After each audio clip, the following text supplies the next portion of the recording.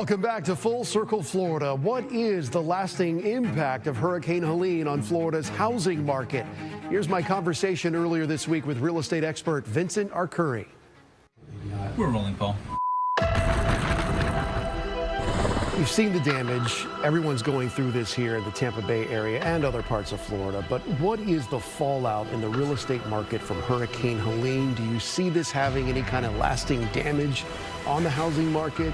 Or is this, we forget about this come winter when it's beautiful and paradise here and sunny and 70 and it's freezing and snowing up north? Well, I think people have a short memory when it comes to real estate, obviously, when you've seen the ebbs and flows over the last couple of decades in Florida. And I think short term, I think people are just, especially in the Tampa Bay area, that we haven't seen anything like this in 50 or 60 years. So I think short term, people are shocked. You're going to have people frustrated. They're not going to want to be in those areas. There might be an increase in listing inventory, which is going to push the prices down. But overall, you have to think most of these houses are going to be completely updated and renovated, and it should bring a premium once everybody cools off over the initial shock of this storm. People are understandably worried and concerned, particularly about insurance going up in the wake of this storm. Does this reshuffle the map when it comes to what is considered valuable property in Florida? Are homes that are on solid dry land the new hot zip code?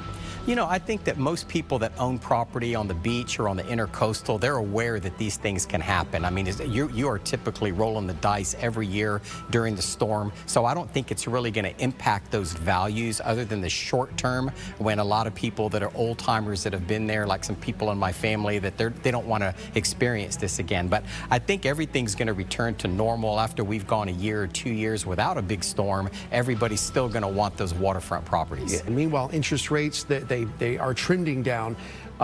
When and how much will it help buyers and sellers? Do we know yet? Well, you know, I know when the feds lowered the rate half a point, which was a quarter point more than what everybody was expecting, I really didn't see it move the needle. I mean, interest rates did go down, but I really haven't seen the market start to move or anything. We're still dealing with a lot of inventory that's on the market, and I think we talked about that last time I was here, and it just seems to be the market is normalizing, but everybody is so used to this properties flying off the shelves at these super high prices that I think when we see a normal market like we're in right now, everybody seems to think it's negative. It's a great time for buyers to jump in and buy something. Well, do you think buyers are going to hold their breath until after the election and make a move then? Well, I think a lot of them are. Traditionally, the market does go up after the election, so it gets brisk. A lot of this inventory is going to be taken off the market, but I think smart people are buying now. When the interest rates go down, they'll refinance later. Vincent Arcuri, thank you for helping us sort through this. Thanks. Appreciate it, sir. Thanks for stopping by.